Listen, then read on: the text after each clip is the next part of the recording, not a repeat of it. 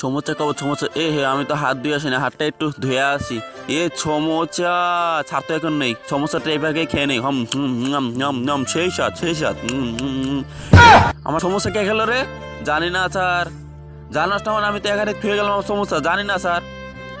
দাঁড়া তোদেরকে দেখাচ্ছে মজা আইডিয়া। এবার আমি লঙ্কা দিলাম, যে এবার আমার সমোসাটা খাবি তার এখন দুইয়ে চাপ দিবে, আমি তো এখনই বুঝে যাব সমোসা কে খাই।